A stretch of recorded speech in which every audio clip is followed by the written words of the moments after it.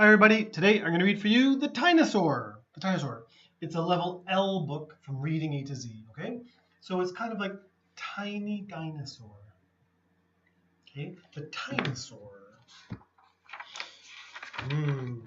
Okay, let's read together. Once the earth was nothing more than one big swamp. There were no people. There were no roads and no houses. The land was filled with dinosaurs, big and bigger. Mostly bigger. There were Supersaurus, Brachiosaurus, and the Brontosaurus. All of them were big, very, very big. The biggest of the big were the Ultrasaurs. They were so big that the word big is not big enough. They lived in a big world. Life was fairly easy for the big dinosaurs. There were big plants to eat and big lakes and rivers to drink from. Life was good for the big dinosaurs. As big as the big dinosaurs were, there were those that were small. In fact, they were smaller than small. They were tiny. These little creatures were called Tinosaurs.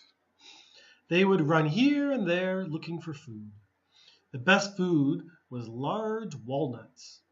The walnuts were bigger than even they were. Okay, walnuts. The dinosaurs would feast on the nuts and eat. While they ate, they would watch out for the supersaurs.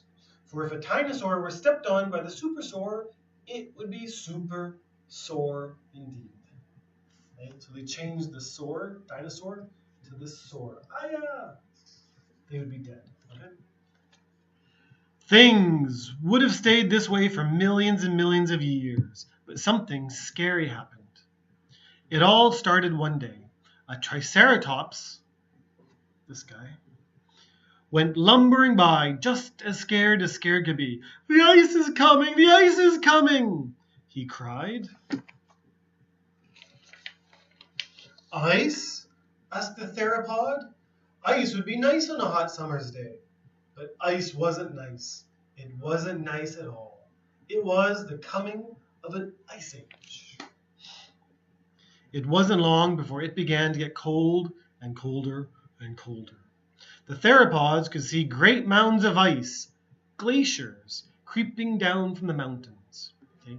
Glaciers is like a river of ice, very slow moving, okay? But the ice gets bigger and bigger. "We must move from here," said the theropods. "We must escape to someplace warmer." And with little thought or planning, they began moving away from the ice.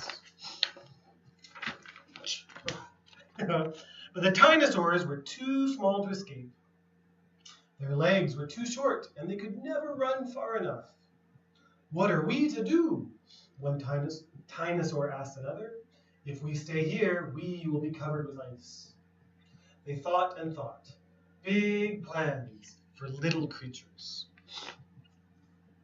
"We must find some place to stay warm," one finally said to another. "A place where we can hide from the ice," the other said in return.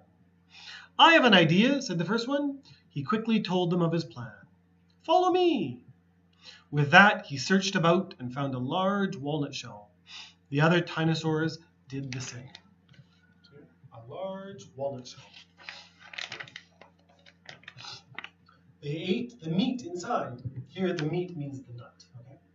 They ate the meat inside until there were only hollow shells left. Then, one by one, they each climbed inside a shell. They twisted and curled themselves inside and then pulled the top down tight. Safe and warm in the hard shells, they fell fast asleep.